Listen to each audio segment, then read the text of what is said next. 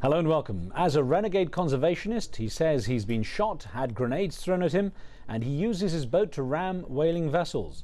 Paul Watson's been called everything from a hero to an eco-terrorist and had his life threatened repeatedly, but that doesn't stop him on his mission to protect the oceans and endangered sea creatures.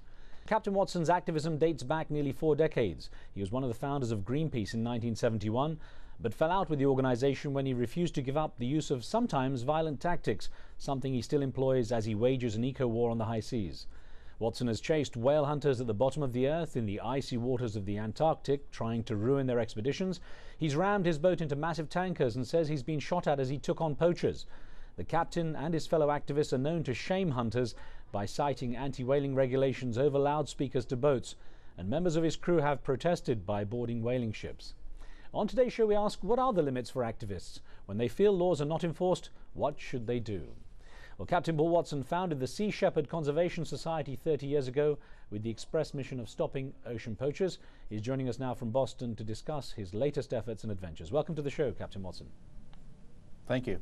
So let me start by asking what the limits are. What should be where do you draw the line on what can and can't be done when it comes to enforcing your activism?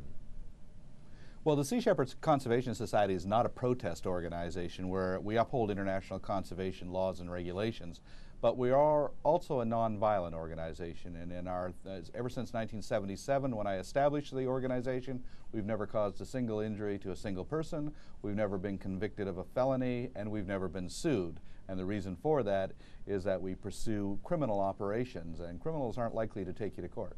Now, is there any danger that you're misunderstood? I mean, a lot of people criticize you for the tactics you use, though. So to what degree are you misunderstood?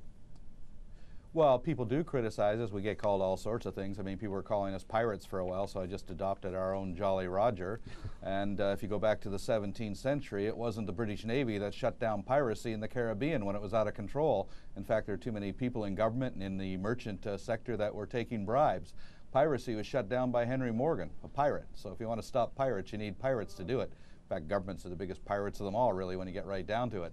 But the problem is that outside the 200-mile limit, there really is no law that's being enforced. We have all of the laws and regulations and treaties we need to protect ocean wildlife and habitats, but governments have a lack of will to enforce them. So we've taken it upon ourselves to go out there and enforce them.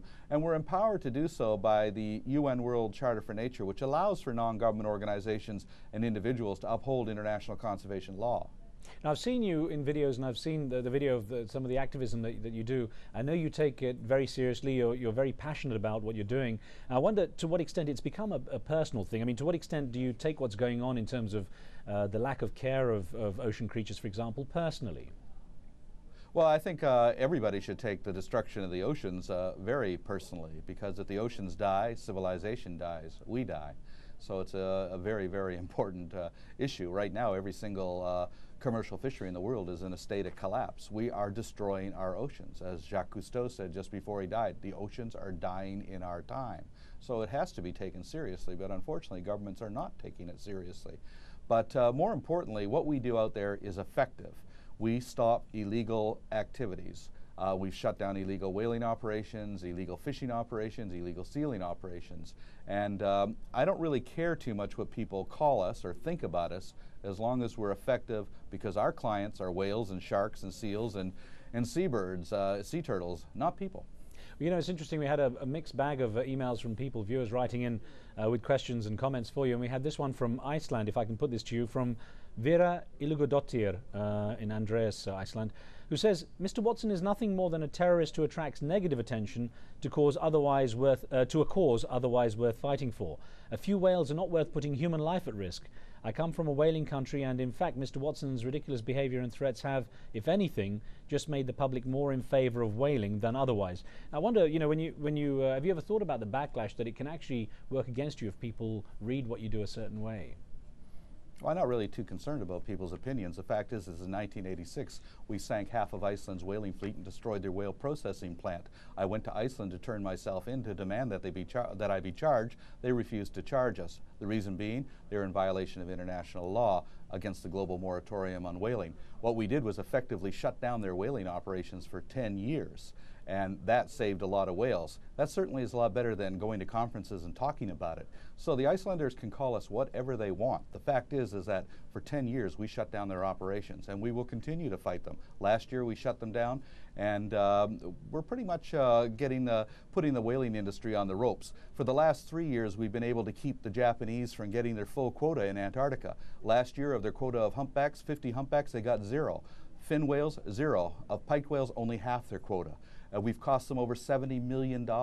We're having an impact, and that's what's important. People's opinions are not going to save the oceans. Effective, direct, legal action is what's going to make the difference. Now, as you were talking, actually, you were talking about whales, but we were actually seeing some pictures also from shark water where you were involved in trying to save the shark population, and there was fairly gruesome pictures of shark finning, you know, where they take the fins, and we'll talk about that in a moment. But I want to ask you, in terms of whaling, how complicated is your situation, or how much does it complicate your situation? The fact that the laws regarding whaling and the IWC, the International Whaling Commission, they're not that clear on what can and can't be done, are they? Well, they're very clear, actually. The Japanese whaling fleet is targeting endangered species as defined by the Convention on the International Trade in Endangered Species, and they're targeting them in a whale sanctuary as defined by the International Whaling Commission in violation of a global moratorium. Now, they say they have a scientific loophole, but that doesn't cover the fact that they're killing them in whale sanctuaries and they're targeting endangered species. The law is clearly on our side here, and that's the reason that we go down there and we directly intervene, and nobody's arresting us, nobody's stopping us, because the governments of the world, we're embarrassing them. The fact is we're upholding the laws that they should be upholding, but they don't have the economic or the political will to do so.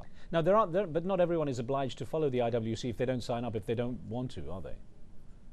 Japan and Norway are members of the International Whaling Commission, so therefore they're obliged to abide by their regulations. It's interesting, you know, I was reading a quote where you say we've got to live harmoniously with other species. If we don't, the laws of nature will simply kick us out of the picture. What did you mean by that? There are 3 basic laws of ecology, and any species throughout the entire history of this planet that has not lived in accordance with those laws has gone extinct. The first is the law of diversity, that the strength of an ecosystem is dependent upon diversity of species within it. The second is the interdependence of those species, the law of interdependence, that all species are interdependent with each other. And the third is the law of finite resources. There's a limit to carrying capacity, a limit to growth, and we're exceeding our carrying capacity. We're in very serious danger right now. The human species could go extinct because of our excesses and because we're eroding interdependence and we're eroding diversity. For instance, if just a few species disappear, we're in deep trouble. Honeybees go away, we're going to have a lot of problems with our agriculture. You know, I was criticized last year by the Fox network because I said that, you know, worms were more important than people. And they said, how could you say something like that? And what I'm trying to tell people here is that we have to be a little humble. The fact is, worms can live on the earth without people. People cannot live on the earth without worms. We need them. That's an example of interdependence. And that's the point I'm trying to get across. Well, Captain, we had an email that came in support of you from Carl Eisenbach in Eugene, Oregon, who wrote in saying, I've never heard of anyone being violent to the Japanese whalers that have been despoiling the sea. The only thing I can say to Captain Watson is keep up the good work. Now, I know you chose to take, in particular action. I know you mentioned a number of species, but whales and sharks, and we saw some of the pictures of the sharks. Why in particular those 2 species why have you focused so much on those 2 species? Well, actually we don't. We're involved with everything from plankton to the great whales, and we have projects covering a whole range of species. So it's not just sharks and whales. They happen to get more media attention. Oh. But for instance, last year in Ecuador, we seized 45,000 shark fins from poachers. We also seized 100,000 sea cucumbers. And that's a very small invertebrate animal, but it doesn't get the attention that sharks do. But we're also involved in trying to oppose the mass exploitation of plankton, which the Norwegians and the Japanese want to take out of the oceans in order to provide a cheap source of protein for livestock, without having any environmental impact studies as to what the effect of removing that amount of plankton from the ocean systems will be. So we're acting extremely irresponsible when it comes to the oceans. You know, we criticize Africans for killing giraffe and elephant and lions and mountain gorillas and call it bushmeat. There's no difference between a large tuna and a shark or a sailfish or a large halibut than there is between a gorilla or a lion. It's aquatic bushmeat is what it is. We're going out there and we're clear-cutting the world's oceans of life. We're stripping them bare. And the oceans cannot survive this kind of onslaught. I think it's, as you say, the media, represents certain animals more than others, and perhaps that's one reason whales and sharks in particular are very highlighted. But let me ask you about the criticism a lot of people have about the legal system worldwide, and they say that the laws aren't strong enough when it comes to acting against poachers, against enforcing the regulations that do exist. Why is that? Why are governments so not paying attention, according to these people?